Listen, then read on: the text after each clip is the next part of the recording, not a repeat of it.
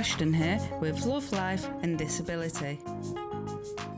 Hi and welcome back to another episode of Love, Life and Disability with me, Kay Ashton. Today I'm joined by Chris. Now Chris is a social care worker. He has done some archiving for documentaries and he is aiming to be a researcher. I love the name Chris and my brother's called Chris, so he has got to be a great guy and I know he is ace through our conversations thus far. Currently based in Glasgow and originally from Manchester. Here he is. How you doing, Chris? Yeah, not too bad. Just surviving lockdown, I guess. I've just come off quite a long because, like you said, I'm trying to. I'm very much like in the kind of entry level area of TV right now. I'm looking for new roles, but what I'm doing to kind of keep afloat, to kind of keep me like pay the bills, like social care. It's long hours. I've had quite a long week really, so just coming off that. I've got the weekend off, which is quite nice. So just chilling out, getting ready for next week. I've had a social media break today, which has been quite nice as well. You got to do it for yourself. Detox are good. I guess one thing that's good about working in the social care is, as we know, with me working in the media, they can be very, very long days, especially if we are being like a researcher or a runner on set. I guess social care is really setting you up ready for them for those long days and communication as well. Like it wasn't on purpose, but when I signed up to social care, what actually drew me to it was the stuff I'd done previously with because I've told you done the stuff with the asylum seekers. I had my own charity where I was taking people to events, and originally when I signed up for the social care, it was more to work with homeless people because there was a group work aspect where you'd be doing activities and putting them on. That's what I really loved from the stuff I'd done with the asylum seekers and my own volunteering service.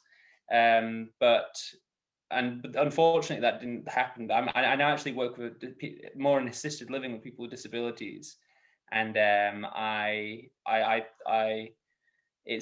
unfortunately there's less activity based stuff. But I wanted to get in TV, but I hadn't actually learned about the different rungs of the ladders and how to kind of work my CV to it. But as I've been doing more stuff in disabilities, especially with different individuals, because each individual has a different need, and even if it's simple stuff like money keeping, like I'm constantly keeping bills and receipts and stuff like that.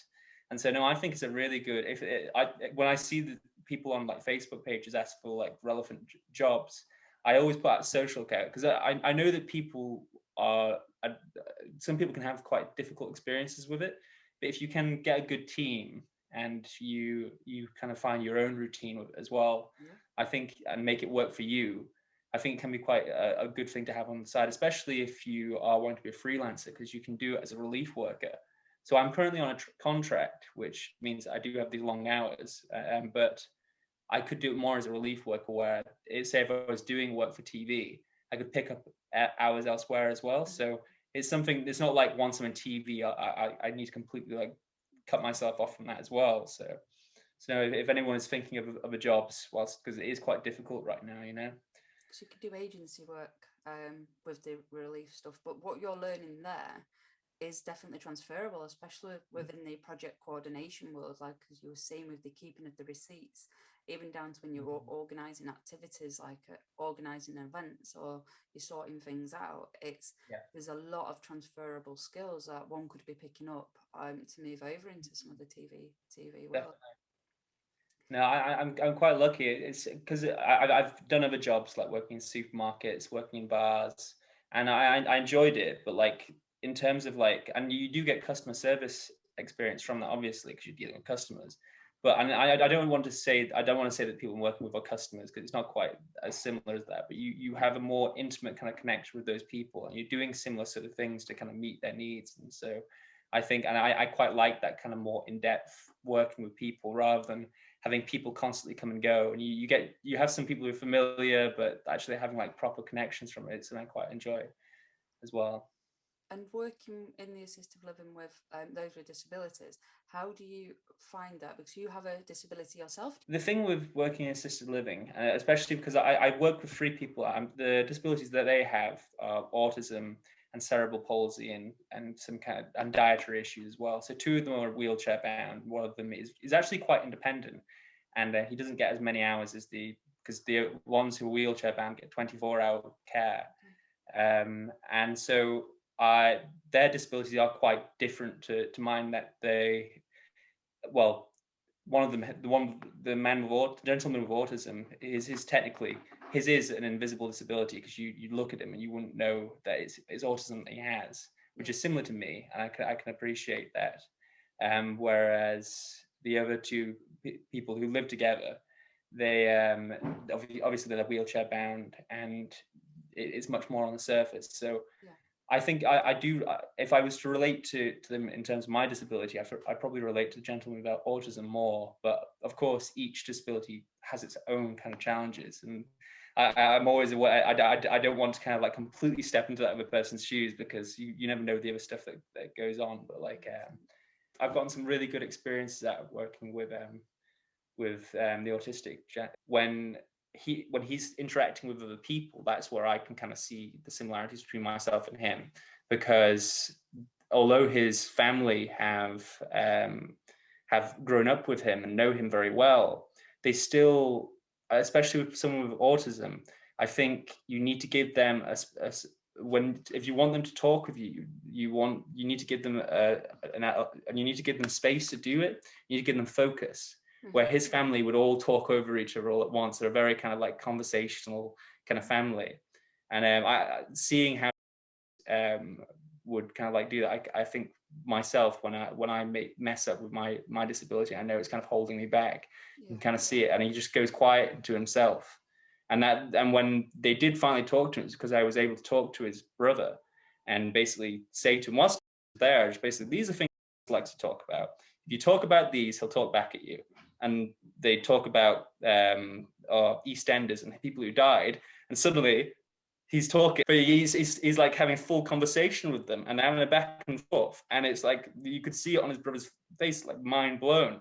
So in some respects, that is something I'd probably say I relate to, and hopefully in that instance I was able to help, using that relationship to help it. And then, but that's why I love it. I love seeing that progression of how since I've known him and how far he's come. And the other two, I wouldn't say that I don't relate with them, because that's not completely true. I think it's hard not to completely relate with them. You can always find something to relate to. But because their disability is so much different to what I go through, I don't think I could completely say what I've experienced fully transfers over to them, really. But I do what I can to kind of keep them occupied. Like he loves music, so I can and he's got really short. Oh, so this is actually something I can relate to. Is I think I do have ADD as well. I've got a really short attention span. I have to really focus, especially when someone's talking to me and telling me something and giving me instructions. And he loves music, but I'd give him a keyboard and he'd just go 1, 2, 3, 4 up and down, and he wouldn't actually. I'd show him a melody, he really struggled to learn it. And also then he'd just get bored and he'd move on, and he could only do it on his own for maybe like 5 minutes until it's kind of like too much. But what I did bring to work, and it's a bit of a tell, but I don't know. I'm working on like a soundtrack at the moment. It's like a synth soundtrack for a horror movie. Yeah. And so I brought in my synth, partially to work on the soundtrack, but partially because I had a feeling that it might be something he could engage with. Because on his own, he can just click one button. He's got a completely new sound he can play with. And he was actually picking up really quickly, because he saw when I turned the knobs and it changed the sound, he was just doing it on his own, which for him was really good to see. But when I'm actually sat there doing it with him as well, he can be on that same sound. I'm twisting knobs, changing it, and he's engaging with it. And he could be on it on his own for like 15 minutes. So I know how hard it can be to sit down and read a book, for instance. You got to find ways you got to find ways to kind of like keep your focus. And I think the variety always helps, you know. And with living with autism, and you spoke about your own with hidden disability. So you live with dyslexia, and you touched upon there about the ADD. Is there hidden disabilities as well? Is how do you find living with a hidden disability? Because a lot of people would say, oh, well, you don't look disabled. And it's, well, what does disability look like? Obviously, we've got our national sign for disability, which is a wheelchair, and I think that needs updating, because Yeah. actually not everyone's in a wheelchair that is No. disabled, so it's not really doing us any justice, especially when people like myself and you do live with a hidden disability. It can be quite difficult. See, when it's really become apparent to me with having dyslexia and ADD was when I left university, because there was a support base there. I was able to get extra time if I was having issues with something, or they were able to get me new technology, and and also I was shown to like double line space, which will help with that. And I don't know, I always felt like there was a comfort, like a sort of safety net I could fall back on. As soon as I left university, that was gone. And whether it's even this job, like two of the most important things, the money and the medication. And I guess there's another thing I have in common with Bob One, because people with autism come into all different kind of like degrees. There's no one that's really the same, but having a sense of routine is really important to Bob One especially. And I can relate to that quite a lot because of my difficulty with attention. I like to know I like to plan ahead a little bit and know this is what I'm going to do when I'm on shift. And that's one of the more chaotic things about social care. Something completely random can come in, and it's kind of like pushed something back out of my mind. And I might I need to be careful with the money to make sure that it's all counted, or I've picked up a receipt, for instance. And if something kind of like knocks me, and whenever you make a mistake, and you can't necessarily always explain it to yourself as well, you have to go back and take those steps and see what went wrong. Especially because especially with a hidden disability, when it's something like concentration, like to my manager, she's like, you just need to think a little bit harder. I'm like like like you just need to like grease up those memory like cogs of yours. And you can do all you can to like have this set routine that helps you remember it. That is your coping mechanism. And that is something that I that's one example of how I struggled when going out of university. The main thing in relation to TV is actually driving. And I had an instructor who could not see. I told him that I definitely had dyslexia. I'm pretty certain I have ADD, and I think it's the ADD I struggle with when driving, because my concentration. And I've had lessons for well over a year, and I've failed my test 5 times. And I won't ask what happened. You did tell me. Well, that was only once. I actually failed 6 times. The bad one was the very first one when I was much younger, and then that put me off wanting to drive for quite a long time. Then I failed 5 more times. It's actually quite close calls, most of them. Okay. Close to getting my driver's license, which is what makes it so painful. I can't get there, But like when I came to Glasgow and I got a new instructor, and I wasn't quite aware. One, I tried to do an intensive course, which isn't good if you've got a disability. I thought maybe because it's a new way of learning, it might work better for me, but it doesn't. They're like and the crash courses, aren't they, where it's like 5 days. Yes. Yeah. Yes. Like and you do it for like 3 hours as well, with a few breaks. So it's not the best situation. And the other thing is a new element was added. When I was learning in Sheffield, for whatever reason, the roads there, as a learner, you're always required to just be in the left-hand lane. And I admit that's probably not the best way to teach someone to drive, because you need to be able to adapt. But that's where learning to drive on the motorway would come in, and those following lessons that you'd have. But in Glasgow, you're immediately like switching lanes. It's a whole new thing that I had to think about. And once again, on paper, shifting lanes isn't that difficult. But for someone who has difficulty, one, picking up new things because of dyslexia and taking instruction, and 2, concentrating what else is happening on the road, switching lanes is a massive thing. And the instructor did not understand this. And his way of trying to deal with it was basically to beat it out of me. And he would put his hand on his face. He'd swear at me. It was horrible. It's a horrible experience. I've not been able to get behind the driver's wheel since.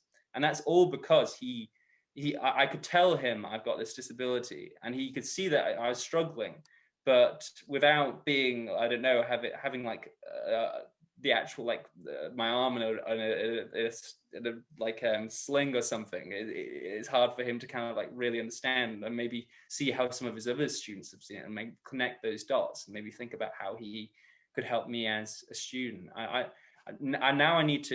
thinking I'll try and do automatic, but I said this to you when we last talked about it, that even if I do pass my test, in the back of my mind, because I've struggled with it so hard, and I know because of my difficulty with concentration, I'm not sure if I'd want to be driving people around or driving things as a runner, because imagine that in such an informal industry where it's about making connections. I don't want to be the guy who crashed the car. I don't want to be the guy, that guy who don't get in his car. He's a maniac. Like I don't want. Icebreaker though. Exactly. Well, you'd hope so. You'd hope so. Yeah, that is one thing though that I am in hope can change, and I know some places were looking at trying to remove it from job specs within the media, because it can stop people that don't have licenses due to disabilities. Let's say maybe if you're visually impaired, you can't drive a car, but you could still be a runner. There's nothing to stop you maybe doing certain things on set or doing runner responsibilities. You just can't drive. Or, you know, even some researchers might be expected to drive, or even production coordinators.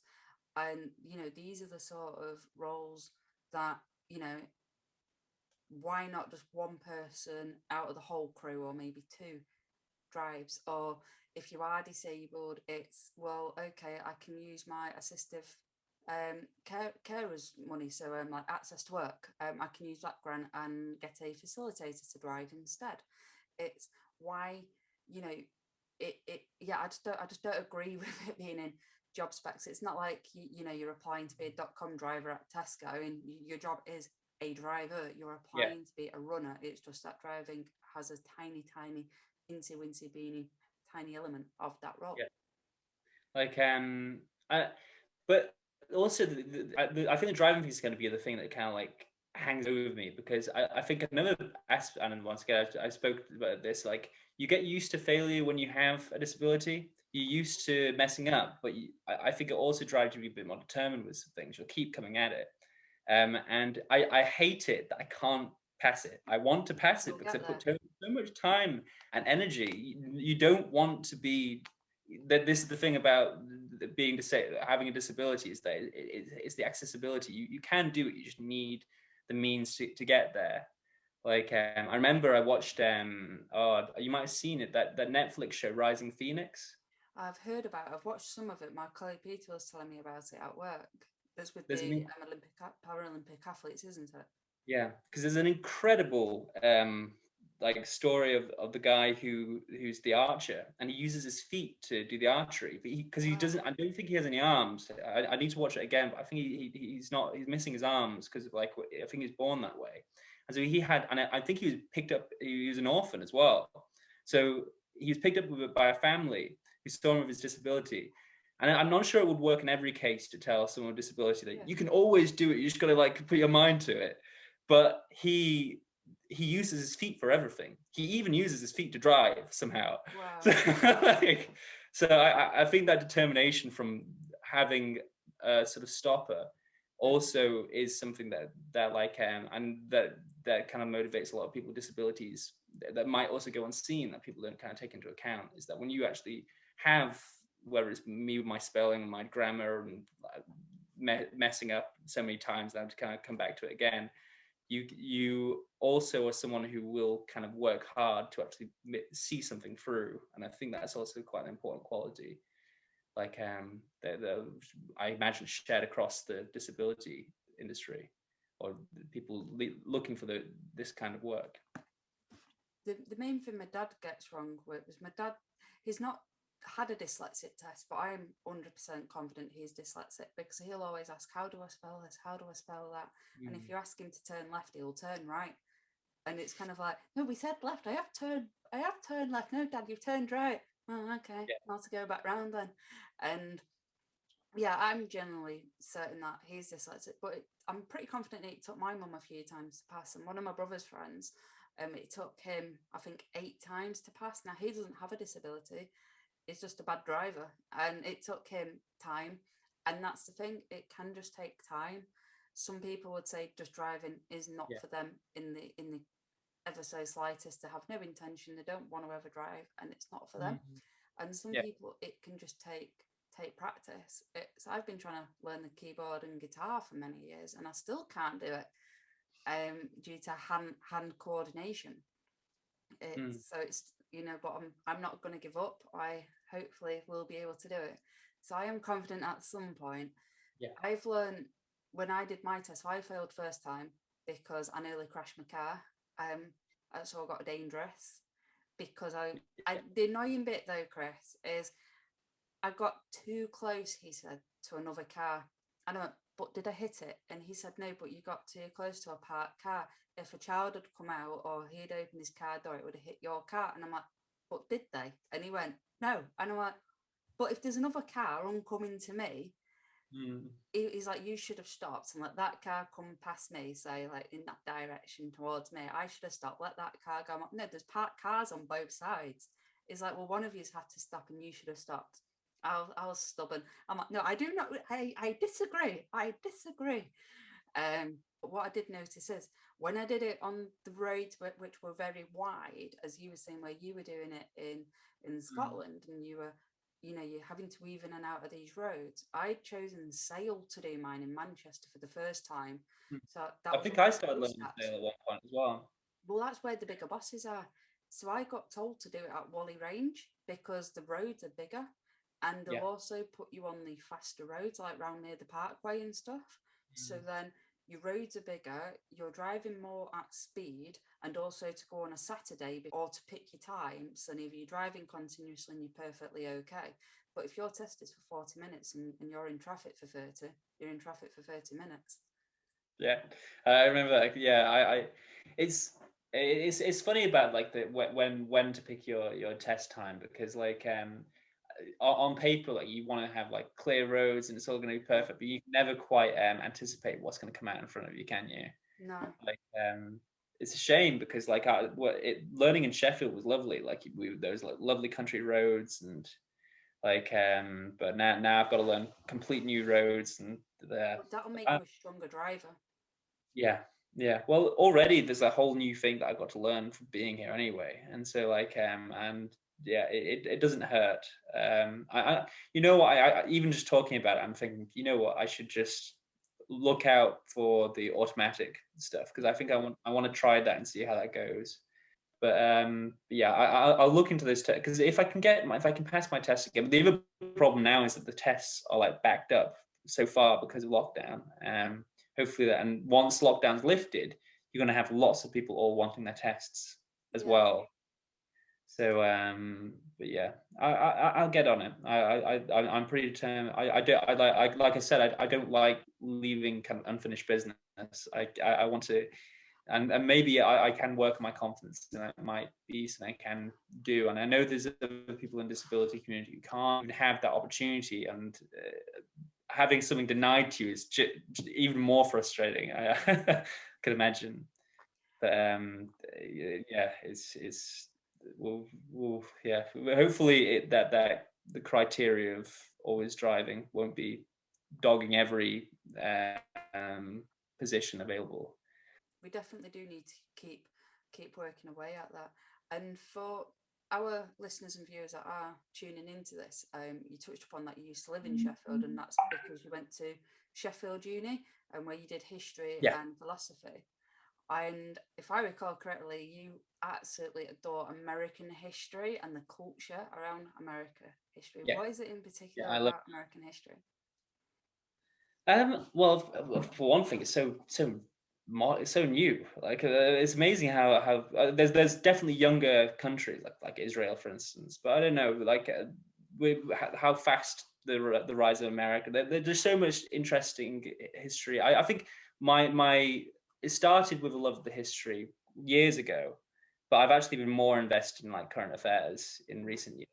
It's kind of like a sort of brotherly sport that me and my brother never watched football growing up, and both being from Manchester, you know how much of like that's sacrilege, because everyone watches it. It's Man U, and so this is our sport. It's like politics is theatre. It's not just because I like to watch the world burn. I actually see hope. I saw hope there. You see those movements that react to Trump, and it's nice.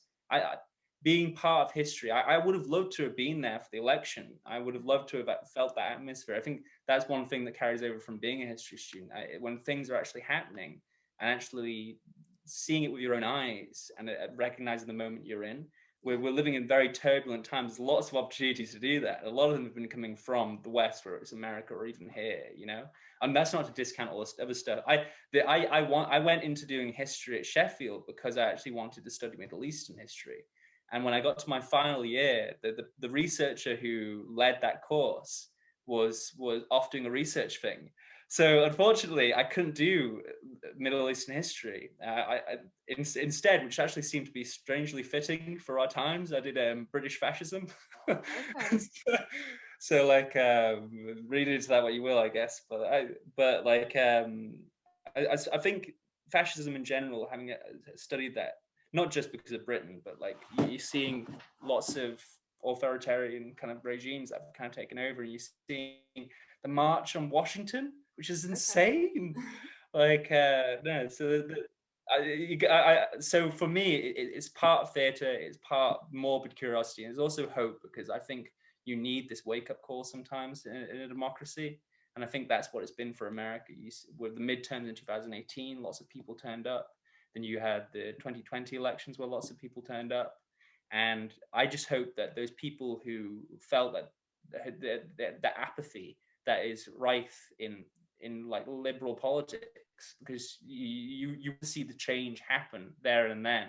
But unfortunately, because of the systems we have, love them or loathe them, the change takes a long time, and that breeds people who especially the people who need that change most, you know. But you've seen how movements can actually shape, especially in America, the pressure that activists and organizers put on their senators or congresswomen shift votes. Like the biggest blow. Stop me when you want me to stop talking about American politics, because I could just carry on all day. Like the biggest blow to Donald Trump's presidency by far was given to him by a Republican, John McCain. And that came because John McCain, because Donald Trump wanted to get rid of the Affordable Care Act, which is like it was basically Barack Obama's crowning achievement. It's not perfect legislation, but it's like the groundwork. This is how these things happen. It's the groundwork. Social Security, and this comes back to my history. Social Security started off as like a skeleton of what it is today. You have to set the groundwork. You have to make the legislation. You build on it. And Donald Trump wanted to just completely scrap it. And he lost it for one vote from John McCain. And that's in part because of the amount of pressure that campaigners put on their congressmen, phoning them and just basically showing how important that, I don't want to say the statistics, but millions of people gain support, especially pre-existing conditions and disabilities. And so I think you have to have that shock, and to keep. I think people immediately like, why do you want to look at the politics? Like, it's still all depressing. Like despots getting into America. Why is that? Why is that fun? Or why are you so like strange, like curious about it? But you got to take the successes where you can get them, especially when you're living through a pandemic. Now we're living through a pandemic. Obviously, we can't go away at the moment, but you do want to go to America at some point. What part would you say more than anything? Would it be Washington for all the political side of it? I would actually love to go to Georgia, then a new blue state, part of the resistance. Good old blue Georgia. I'd love to see Atlanta. A lot of like the musicians that I love, like Run the Jewels and like rappers are from Atlanta. I think there's a really, and then you've got Donald Glover. I'm saying Atlanta, we recently watched the TV show again. I was like, I'd love to go to Atlanta, but I'd love to get a haircut at Killer Mike's barbershop.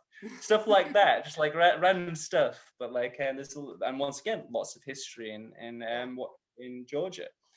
Like, and another amazing thing to see, another thing to give you hope is that one of the senators from Georgia was a reverend who was from Martin Luther King's church. And it's like that full circle of the division that led to Donald Trump, and finally one of the senators who took that control away from him and his party. Like there's poetry there, and it's nice to kind of like watch it as it happens. It's funny, if you look at my Facebook page on January 6th, I started the day by saying, "This is a wonderful day for America. This is look at these senators, look at Warnock and his history." And then a few hours later, they completely undercut that with the march on Washington. If anyone's ever scouring for my Facebook in the future, like I just see like, why does he love the people who like broke into the Capitol on the 6th of January, like. But you yeah, spoke too soon.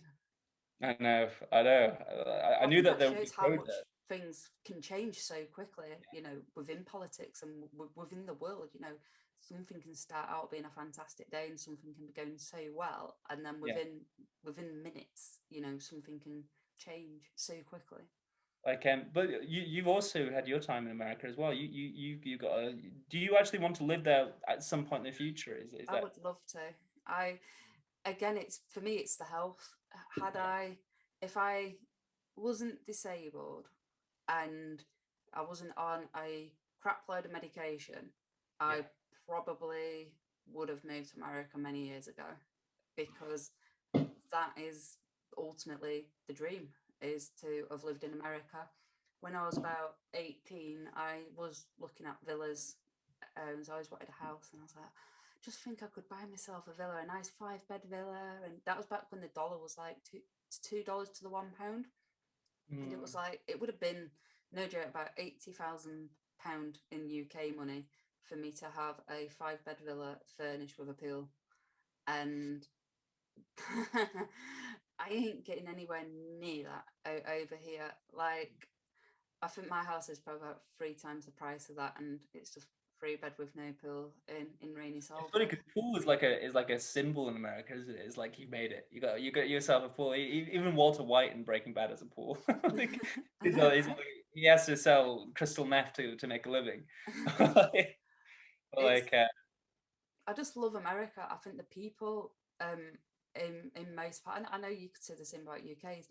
I think a lot of people are genuinely nice, but a lot of nice people I've always met have always been in America, or again had that American connection.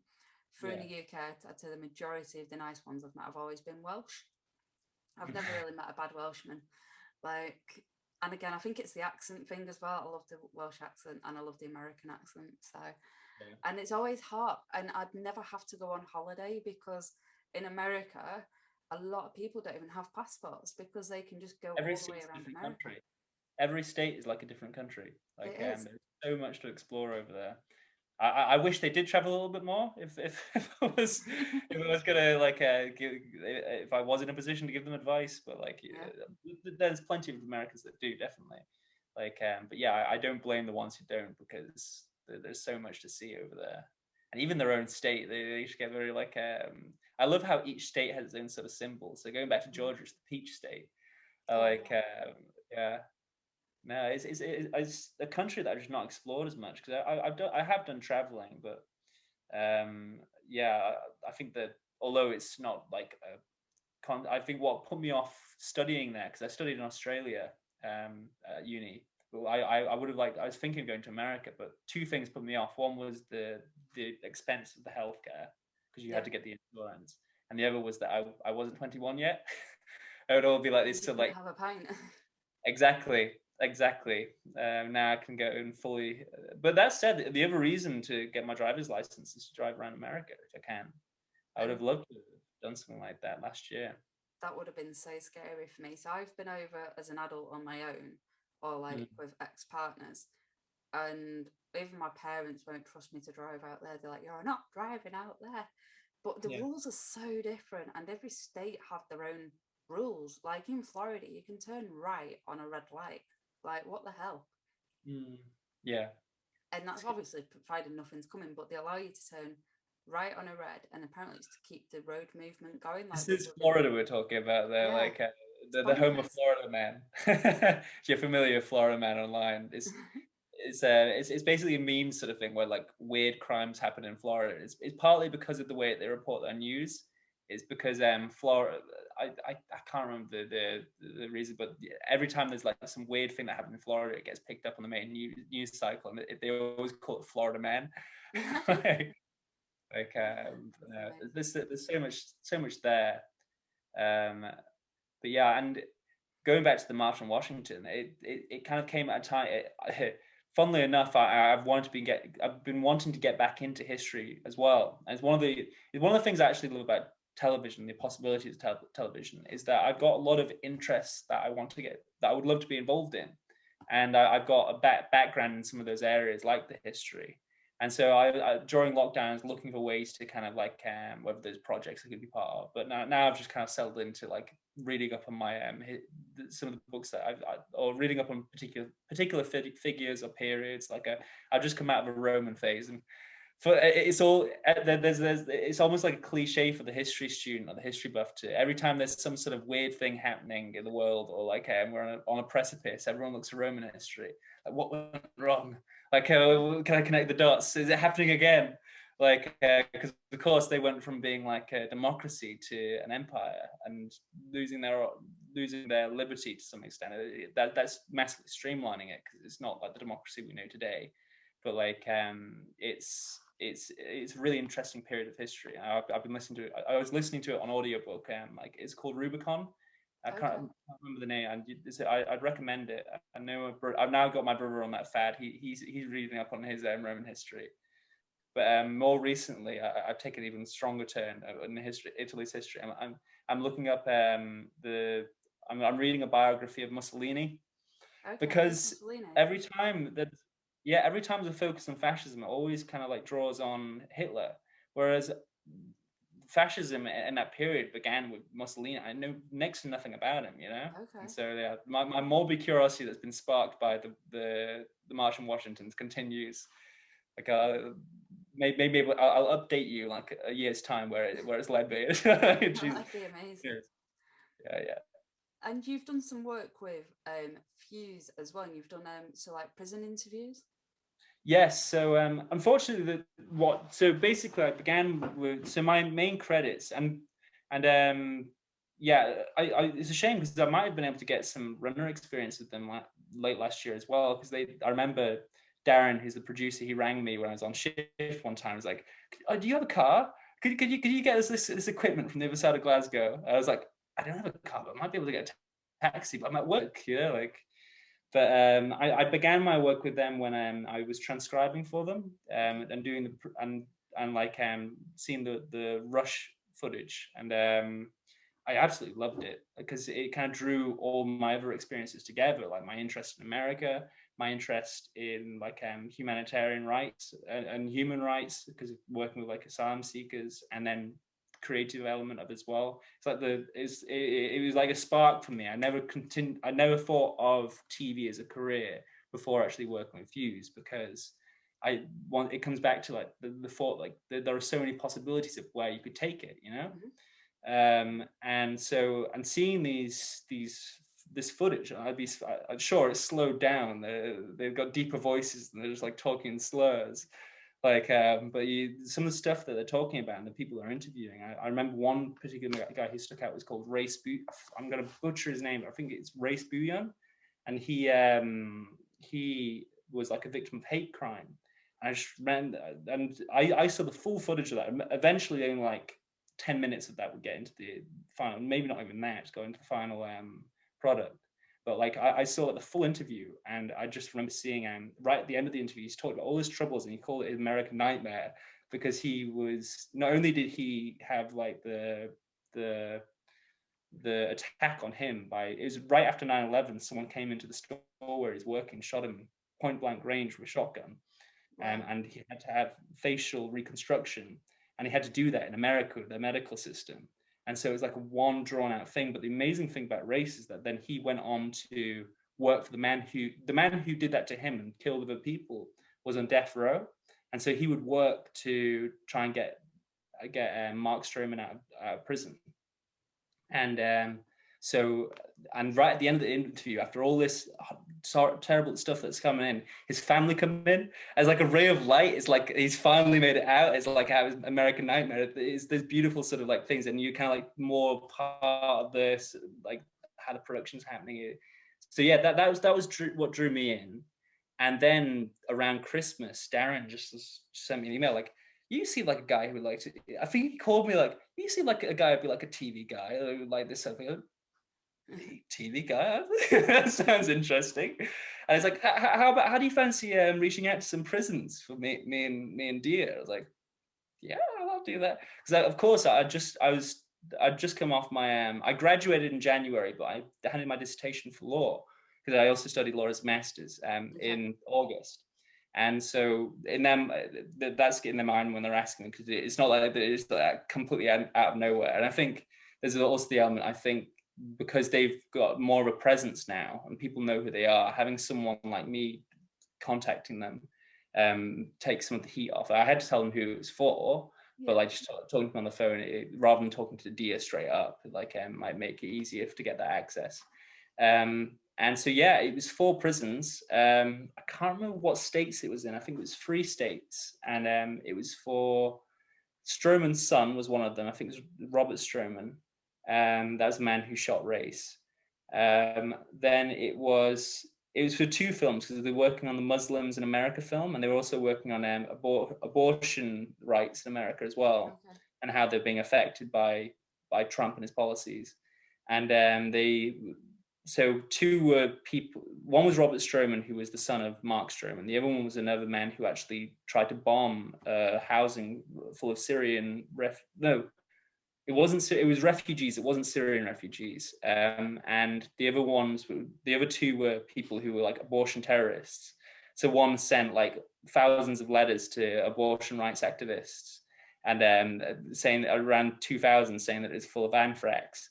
And I was so close to getting that interview. We got the warden to ask him for the permission. And because this guy had also escaped prison, the thing about him, he's one of the easier ones, because Pete's just kind of like gone to, no one really knew who he was. Like the other guy who I had to organize it with, who assassinated someone in 2009. He when I was organizing those prison interviews, it's like a year after his anniversary of doing that, and he still is like completely believes that what he did was right, and he sneaks out YouTube videos of interviews of him. So he's in the warden's bad books anyway. So trying to get access to him was always going to be an absolute struggle. Yeah. But this other gentleman who sent out all these notes to people, I got they basically got to the point where I asked him, and although someone that Dia was talking to at the time was like, yeah, he definitely did the interview. They get to ask him through all this process, like, no, I'm sorry, I'm not doing the interview. And then we got access to Robert Stroman, but unfortunately, a lot of this did fall through and didn't make it into the final film because of COVID. So it made any access to prisons way harder. But it was, and also then afterwards, they got in touch and asked me to organize getting access into a courthouse where, his name was Carlinho Valentine Jr. or something, and he had sent a message to Ilhan Omar, basically threatening her life, and he was being tried in court on Valentine's Day, and so they wanted me to try and get access to that courthouse, but unfortunately that didn't go through, because I can't remember the details of it. So yeah, absolutely. And that's the thing. I think that the lesson for me there is that I started out just doing rushes for that company. You never know where something like that will lead. You don't just have to be a runner. You can find other ways into productions, and especially if it is something that connects to what you are interested in, what you find fascinating. And I'd send them the clips about, that was a really interesting interview. Like, that was such a beautiful ending. And I put some like comments in it, like other interviews would be like people. There was a party where a bunch of Trump supporters were like just having beers, and they were all trying to vie for control of the conversation, talking over each other. And as a dyslexic and as do the logging is a nightmare. I had to constantly stop and start. But yeah, like so no, I once again, another thing I could talk forever about. I was really happy with the work that they did. And then they got in touch again in October when it's the final rush to get everything through. And they had I think they had quite a strict deadline from ITV because they've been filming for about 2 years, maybe longer, and collecting lots of footage. And 1.5 to 2 years, I think, but a long time. And they wanted to get it out before Trump was elected. So they had that particular deadline. So they kind of helped with the art. Me and another person who works for Fusse called Alice, we were working on the archive together. So Alice was doing negotiating, but I was helping to compile it in the background, go through the footage. And so no, it was a fantastic experience. And it's what continues to motivate me forward. It doesn't have to necessarily be another Fusse style project, but once again, it showed me that there's a lot that I can get out of it and I can bring to it. And yeah, it was an incredible opportunity. But what you've learned there, though, trying to get access to venues, access to people, the archiving, you're learning so much. That is a mixture of project coordinator work, it's a mix of casting, it's a mix of research. You're learning a lot in such a short space of time, doing a little bit of everything. So you are building up those skills to get that next job. And I'm sure Fusse would actually probably take you back again and give you something else. And that's I hope so. Well, you never know. But we'll like people. I did see so when Darren was here during production, like doing the post production, he was in Glasgow, so I managed to meet up with Darren. It was lovely actually finally meeting him. You sending his emails, you have the odd conversation on the phone. I spoke to Darren once just before the interviews, but then most of my communication around the interviews was to Dia, so we had a lot of conversation back and forth. And what's going to be your next project then at the moment? What's next for you? So, like I said, I'm still applying to things. I've got my social care which keeping me afloat. I think it's really important kind of having separate projects on the side. So I have that because I love music. That's where a lot of my creativity comes from, and I especially when it comes, I used to write my own lyrics, which was where I've learned most about storytelling, which I think also kind of draws me into like television. But I picked up a project doing a soundtrack for a horror movie. So that's what me and my flatmate has like a home studio. So like a perfect sort of like a lot of luck that I kind of landed here, and he was keen to do that. But neither of us has done anything like this before. So it is nice to have something to give us a little purpose in that for now. But I've applied to RAD most recently. I've seen that there's the Shetland applications coming up. I think I think it would actually be really good I think with my disability and what I've read online and how I know my mind works, I think editing would be something that I could potentially be quite good at, because I'm not going to say that I have a picture perfect memory, but like I can visualize things quite well. And I think kind of bringing that in an edit can be quite a useful skill. And so that's what I might apply for the Shetland. And there's also camera training, because I need to actually start watching all the episodes, but what I have seen of it looks like it's beautifully shot. And I'm also a massive movie nerd, especially like someone like Roger Deakins. And I'm also a fan of Moody Scotland, which is beautiful. If you're ever in the Highlands on a rainy day, you'll know exactly what I mean. I was going to say, I see the same jobs. They were Dank had sent out, and I think a few people within our Facebook group as well has sent out about the different jobs that they're looking for. I think they were looking for makeup as well, weren't they? Like makeup, editing, camera. Yeah, there's a lot of opportunity there. So many. But there's going to be lots of people applying. Well, this is the thing. Everyone's applying for everything right now. So you may as well just put yourself out there. They can't hurt. You might not get it for the time being, but like it's because even people who aren't working in TV are sending me the Shetland one. Everyone's seeing it like on LinkedIn and things. And so, but it does look like a really interesting opportunity. I'm going to continue. The other thing I'm doing, I'm sending my CV to different local TV companies. I've got a list of people or list of companies that I'm trying to get through, but because then once again it comes back to I think another issue with my disability is that it slows me down. Like to do an application where it's coming the attention side of things, or just I can rewrite the same sentence a dozen times. Like it takes me so long, it takes up so much energy it kind of puts me off sending it out elsewhere. Other people can play the numbers game so well, but I can struggle with that as well. So, but I'm yeah. But what you were telling me? But you got a project on. So some of the projects I'm working on at the moment are the podcasting and the vlogging more than anything at the moment. So just trying to speak to people like yourself, Chris, and other people like Adam Pearson, and different. Yeah, I'm looking forward to that interview. Actually, I've seen him. I've seen some of his comments on the Facebook group, and I also saw him in what was it? Under the Skin. Fantastic movie, one of the best like science fiction movies. Yeah. So no, it's gonna be interesting seeing how his experience has been shaped. Definitely. Yeah, just trying to keep busy. Yeah, I've got a few pictures out there with some TV companies, but with lockdown at the moment, it's kind of all been a bit stalled. So we were meant to do some filming, but we can't film really because of COVID and stuff at the moment. Just waiting and seeing more than anything. But just for me, it's just trying to get word out there as much as possible about disability and raise awareness and keep plugging away at education and really good work. People. Where can people go to find out more information about yourself, Chris? And if film producers are out there and want to get in touch to you? I think my main page at the moment is on LinkedIn. I do have a LinkedIn. I have Twitter, but I only have like 3 followers, and one's my brother.